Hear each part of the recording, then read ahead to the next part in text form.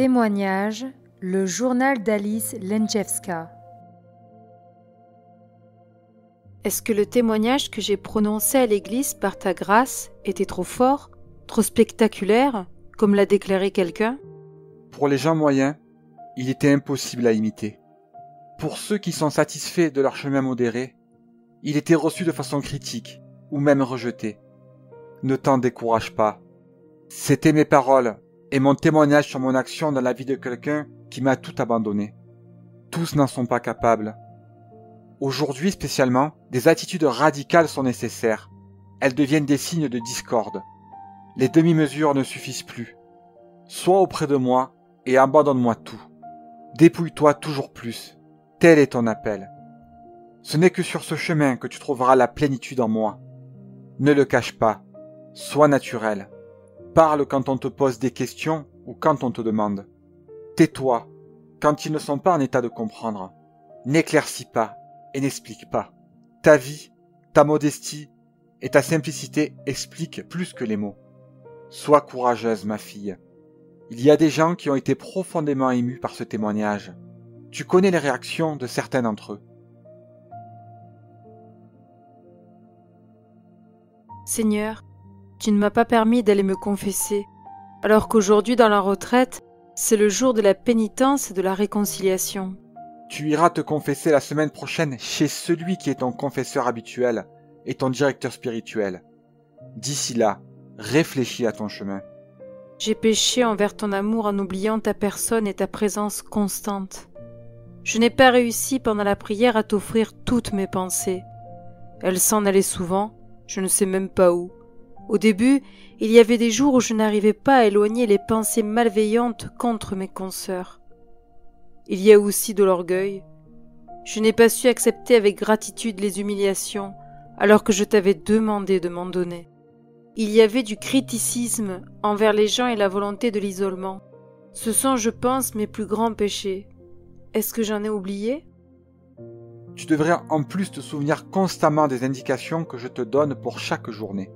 Te souvenir de mes exhortations et t'efforcer de les appliquer avec plus d'ardeur. Demander sans cesse de l'aide. Rappelle-toi aussi des paroles de l'Écriture. Elles complètent ce que je te dis directement. Tu me demandes quel est le chemin vers la sainteté. Il est comme ça. Père, il y a tellement de misère et de sottise en moi. Je ne sais rien face à toi. Comment est-ce que tu peux le supporter ? Parce que je t'aime. Je connais l'infinité de ta petitesse et de ton impuissance. Moi, je suis toute perfection, et il n'est pas nécessaire de m'ajouter quoi que ce soit. Je peux uniquement accueillir l'impuissance et la misère humaine pour la sanctifier et la transformer en amour, beauté, bonheur. Je ne désire que cela. Je suis amour, et je désire rendre heureux, sauver tous mes enfants. Telle est ma nature, et c'est pour cela que je vous ai créé.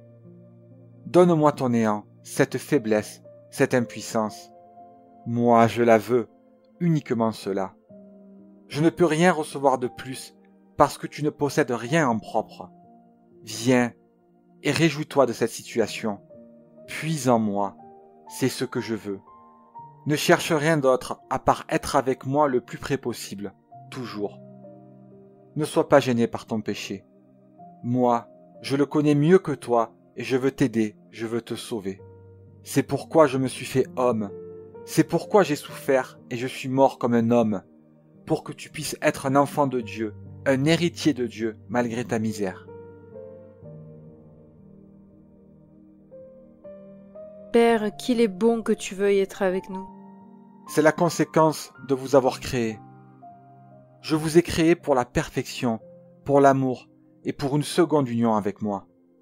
Je désire vous avoir tous pleinement parfaits, et je fais le possible pour vous aider, chacun adéquatement aux capacités que je lui ai données. Vous avez votre libre arbitre et le droit d'accepter ou de refuser. Pour que je puisse pleinement agir dans votre vie, votre choix est nécessaire, votre accord. Un accord constant, un désir constant et l'attente de mon action. Une acceptation volontaire, sans analyse et sans jugement. Je sais tellement mieux que vous comment vous guider. Votre entière confiance est donc nécessaire.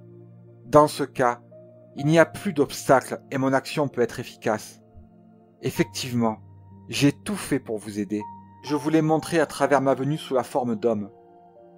Je le montre constamment à travers des événements et différentes réalités quotidiennes dans la vie de chacun de vous. Je suis en tout et je crée tout de manière à vous mener à moi. Ouvrez les yeux de vos âmes pour le remarquer. Désirez distinguer la vérité. Je donnerai la lumière nécessaire à son éclairage. Désirez. Le désir est la clé qui ouvre mon action. Le désir est la confiance. Ne vous cachez pas de moi, comme Adam au paradis, pour dissimuler son péché. Moi, de toute manière, je sais tout et on ne peut rien me cacher. Ne comptez pas pouvoir réparer tout seul votre péché et venir à moi purifier. Tout seul, vous n'accomplirez rien. Alors que remettre à plus tard augmente le mal qui colle à vous. Le mal engendre le mal. Il faut me l'apporter immédiatement pour que je l'enlève avant qu'il ne grandisse. Il faut vaincre sa honte et désirer mon aide avec humilité.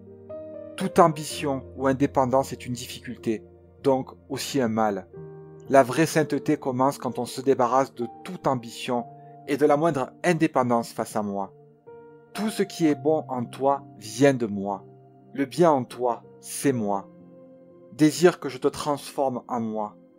Tu es sorti de moi. Le sens de ton existence est dans le retour. Tout ce que tu fais, par ton cœur, ton esprit ou ton corps, devrait conduire à moi. Je te facilite ce retour. Désire et aie confiance. Que ton incapacité ne t'effarouche pas, qu'elle ne t'attriste pas. Je te connais, je partage ta souffrance et je veux t'aider.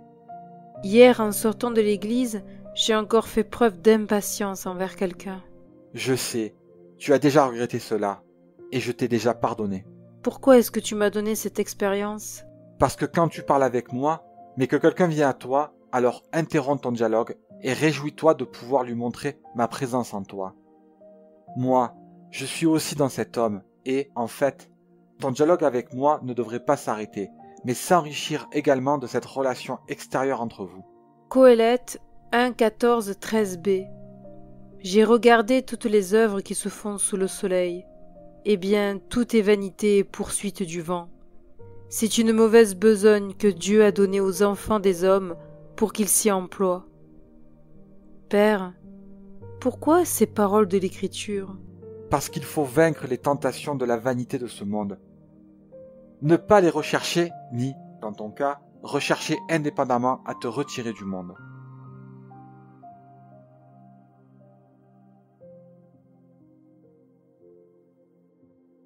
Père, comment trouves-tu ces rencontres avec toi, pleines de cérémonies, toutes ces solennités? Je préfère la simplicité et l'intimité à ce qu'il y a eu aujourd'hui. Il y a quand même des gens qui me rencontrent de cette manière. Ce sont ceux qui ne sont pas capables de profondeur, ou à qui personne n'a appris une vraie intimité avec moi. Et ces règles concernant le comportement et les attitudes à prendre pendant la prière? La forme devrait découler du contenu et de l'expérience d'une rencontre avec moi. Quand la rencontre est authentique, l'Esprit Saint guide les paroles, les gestes et l'attitude de quelqu'un.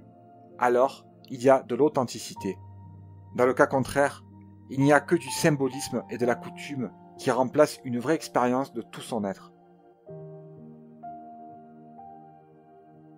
Transforme-moi en toi. Est-ce que tu veux porter ma souffrance? Oui, je te demande de pouvoir le faire. Je serai avec toi. Écoute ma voix et fais ce que je t'indiquerai.